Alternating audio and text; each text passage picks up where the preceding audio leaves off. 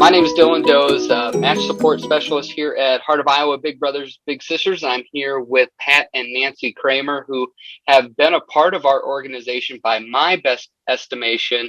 You guys can correct me if I'm wrong, since 1976. Is that correct?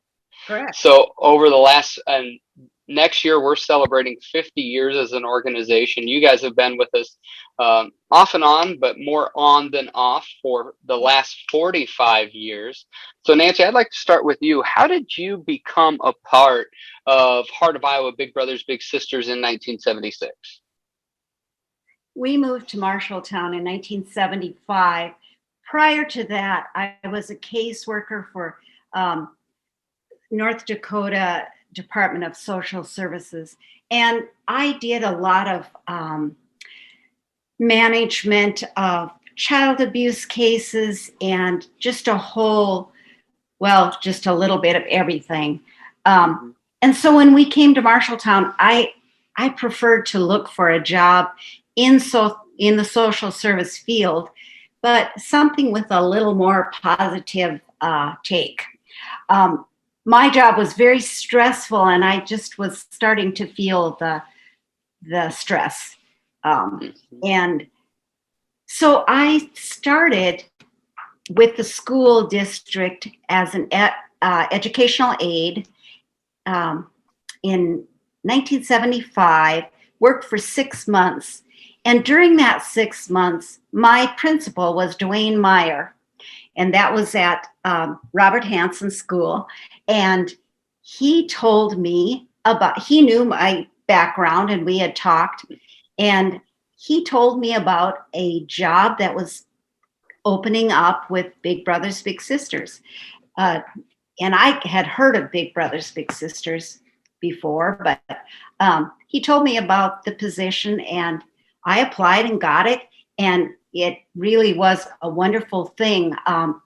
The Big Brother program, as you know from Lou Miller, was already on its own. I mean, it had started, but they had no professional staff.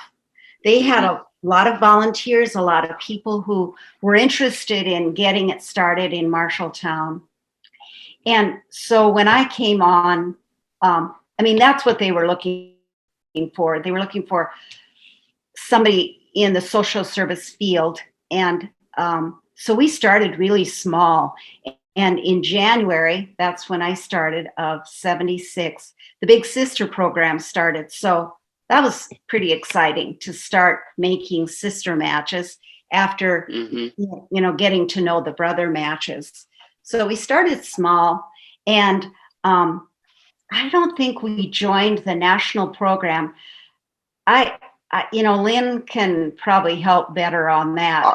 Our best understanding is in the 80s, the early 80s, when Big Brothers Big Sisters noticed we used their name, but we were not officially affiliated with them yet.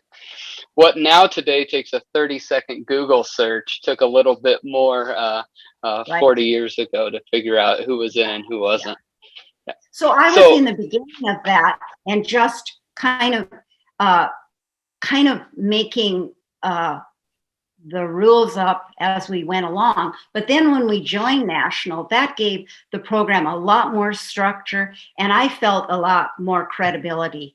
And so I was really happy about that, because we had some guidelines of what to do and how to make matches and how to supervise matches, and how to recruit volunteers and how to recruit littles in our community. So it just kind of took off after that. And I worked till 1981, and then I stopped after. So that was about 5.5 years. I stopped. We had our first child, and then I stopped working. Pat kept being a big brother. I matched him in January of 1976. So one of my That's how you recruit. Start with the spouse. Yeah, A couple things. One is we all know the best people were born in 1981. true. Uh, I'm a September of 1981. Wow. The second thing, I want to go back to 1976, and Nancy, I'd like to know, do you remember who was a part of your interview process, who was kind of important in 1976 and getting you on board? Or maybe an important name or two from the beginning of your start.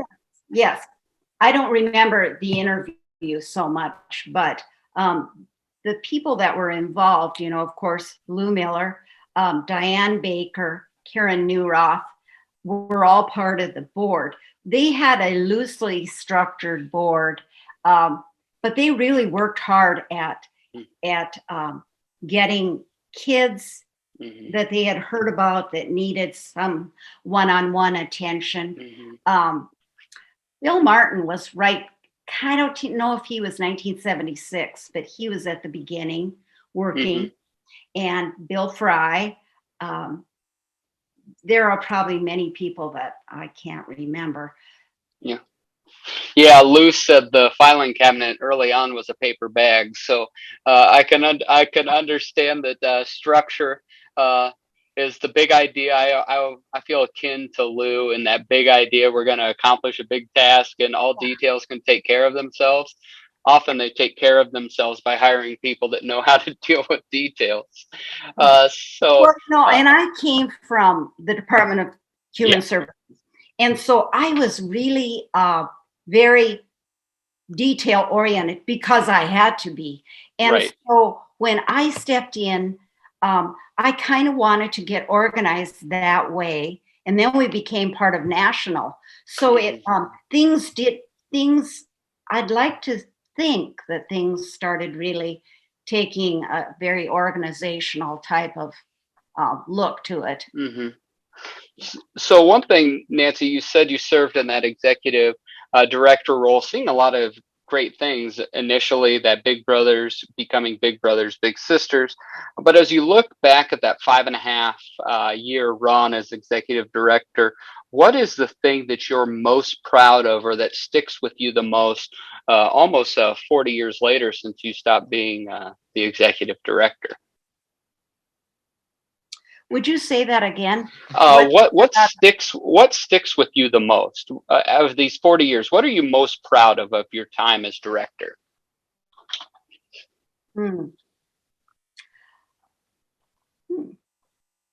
I was proud that we could.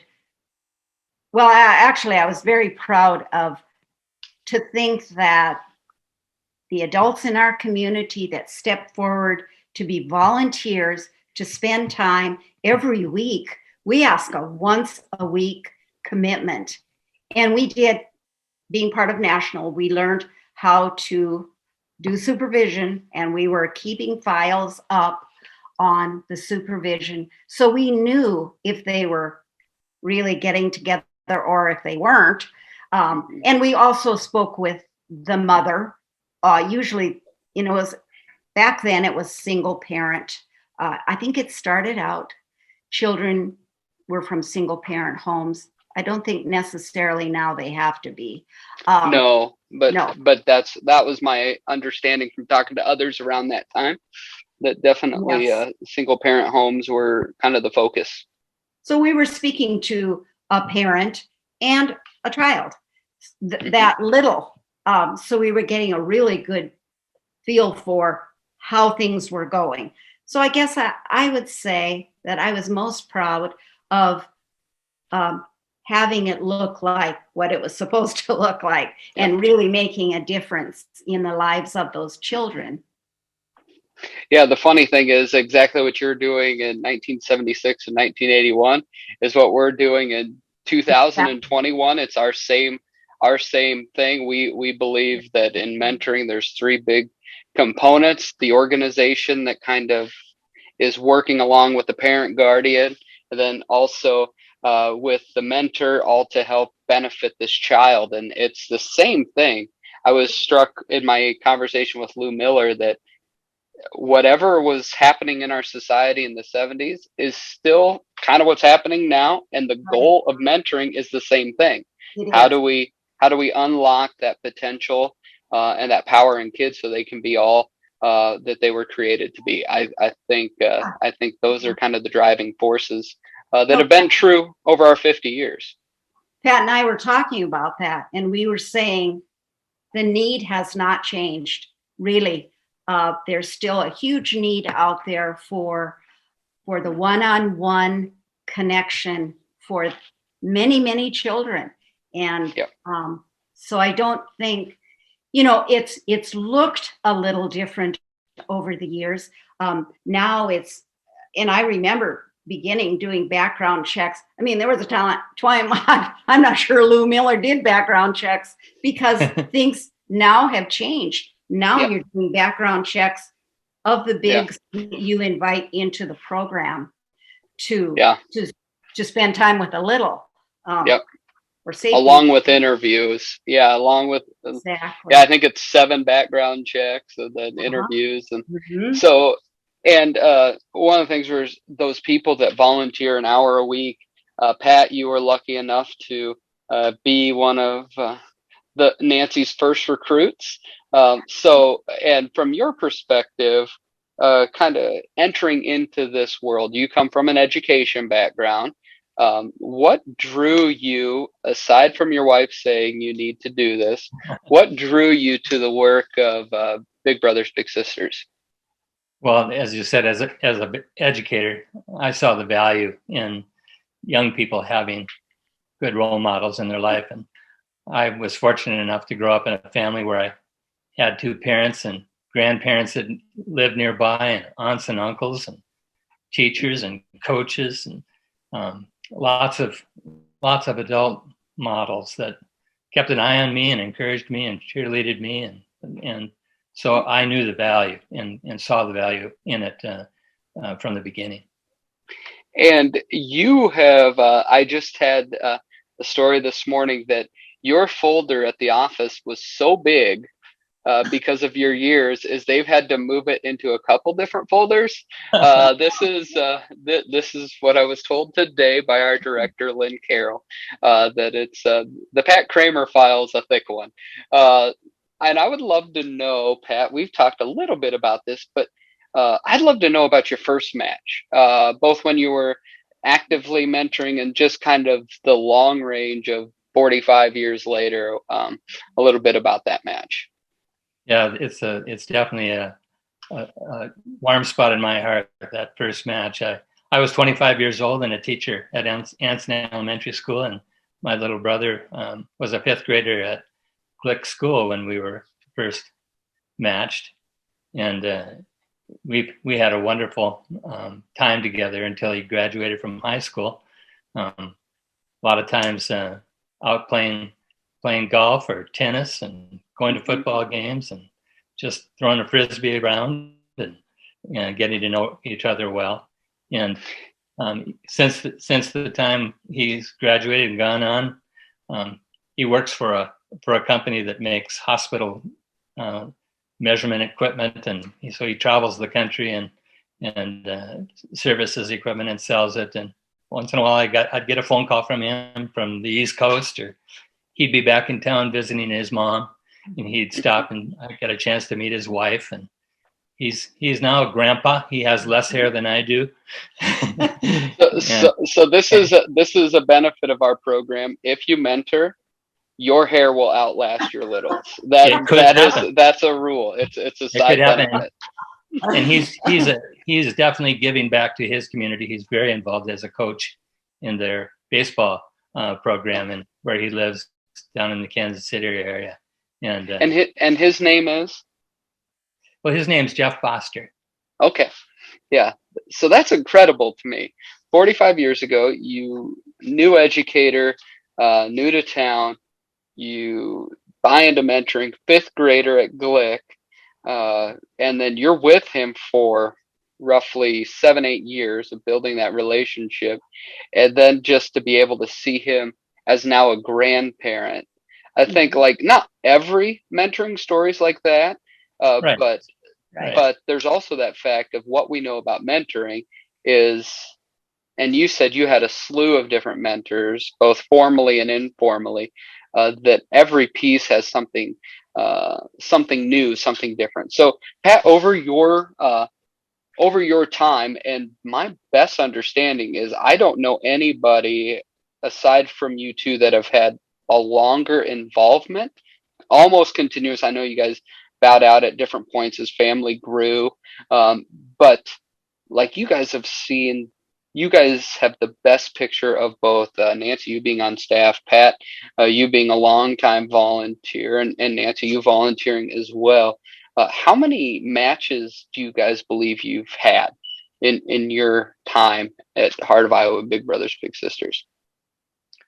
Well, I've had 7 little brothers during that period of time, and some were relatively short experiences as somebody moved out of town, but I've had several that I've had through the time they graduated from high school and have moved on into the community. And now some are living in our community and working here. Yes. And and others are still pursuing their education and finding their spot in life. Mm-hmm.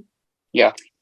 And Dylan, I came back then in January of 2000. I know I've talked to you about this. And it part-time, I did exactly what my heart loved so much, was the casework. So I just, because I was working at home before it was popular to work at home. Yeah. The gal Amy Ritchie was the person who hired me. She said, because we still had both of our kids were at home, I said, I kind of want a part-time. And she said, part-time is good.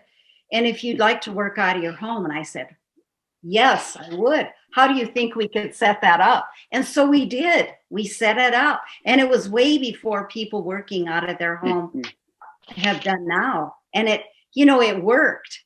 It really did. So I started that in January of 2000, and I stopped. Then I retired in 2012. So I had a big chunk of just doing what you're doing, the case, the match support. Yeah. Yes, making matches and interviewing parents and kids and making school connections, and did a little bit of public speaking. But that was the part that I really loved the most. I didn't much care for going out fundraising. No, I didn't much care for that. No. Yeah. Well, that's actually why I brought you guys here. I'm fundraising. No, I'm messing with. So Nancy, did you ever have a little yourself, or was it your 17 plus years on staff here? No, I didn't actually ever officially match myself. Yeah, it's an interesting piece. One thing about that match support is, and many of you may know this or may not know exactly how we do this, but is we're looking over a lot of different matches, just making sure everything's working right. We get to build some relationships with the kids, some with the parents, some with the bigs, but really it's Pat's doing a lot more of the boots on the ground type thing of investing in that one. And we just provide that support to make sure that one is getting all that they're able to get. One of the things, Pat, I'd love to know what keeps you volunteering. Well, as we've said, I know the need is still there, and as now a retired person, especially, it's one way I can continue to contribute to the community. But not only that, it's not all outside of self-service. I also get the chance to spend some time with a young person and keep in touch with what's happening in the young child's world today. And I get to see movies sometimes that Nancy really doesn't care to see. I have a great excuse to go out and play golf and tennis, and Dairy Queen. Right, the blizzard at the Dairy Queen. So that's right. There's a lot of fun involved for the volunteer, as well as knowing you're doing something important. Exactly. Yeah. And that's when it's really going well. It's not just, hey, I need to invest, but hey, this is fun. And one of the things I just want to highlight, like COVID's it's affected everything, and I don't want to belabor that point, but one that it has is just meeting with our littles, right? And one thing I know that you've done, Pat, is your little is a wrestler and have been able even to support by being on watching on live stream and stuff. And I think those are the things of those small little investments that mean the world to kids. And I know in my background, being in some in ministry and stuff, is if you're working with kids, it can't be about immediate gratification. You have to trust, like you're investing in them now, so that when they're 10 years, 15, 20 years older, that there's elements that they're like, oh, now I get it, and I want to pass this on to someone else. So I think you, with your first, with Jeff, heard some feedback, and I promise you with the other six, at some level, if it was a small amount of time or a long period of time, there is impact that is still something there that they think about. And then Nancy, your work is just it's just this bigger umbrella work of that support system. I think that's just tremendous. A question that I like to ask here is, you guys have been a huge part of, Pat, you've literally spanned 90% of our life as an organization. Nancy, you almost work 40% on staff of the length of this organization. So you guys have a lot of blood, sweat, and tears and laughs and smiles into this organization. What is your dream? And I'd love to hear just individually what your dream is for the next 50 years of Heart of Iowa Big Brothers Big Sisters.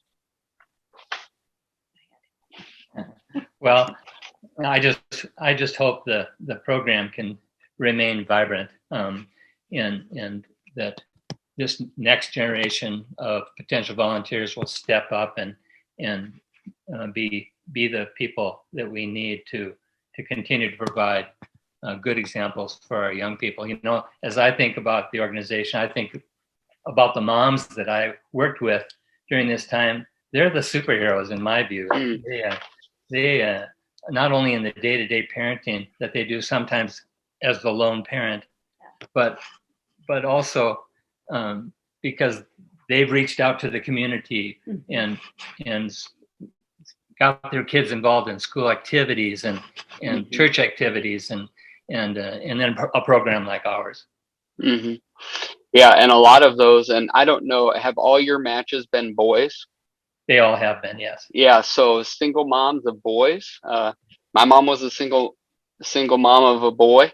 Even though my dad was involved, it's definitely you're raising daily someone that you don't really understand their whole perspective, and there's a bit of grit to a single mom that I don't think is duplicated anywhere else. I think they've been amazing, each one of them. Yeah. And, you know, I agree that Pat has seen that aspect of it, the parent side of it. I felt like I really got to know some outstanding people as the volunteers, the Big Brothers and Big Sisters. I mean, I was amazed all the time when I would realize that they were taking a portion of their free time and spending it with a child that they didn't even know, that they were just getting to know. They were investing their free time, and in such amazing different ways that they shared with that child. It gave me such, it enriched my life. Yeah. Really. Yeah. And I'm with you, Nancy. I get to see a lot of it from just working with that.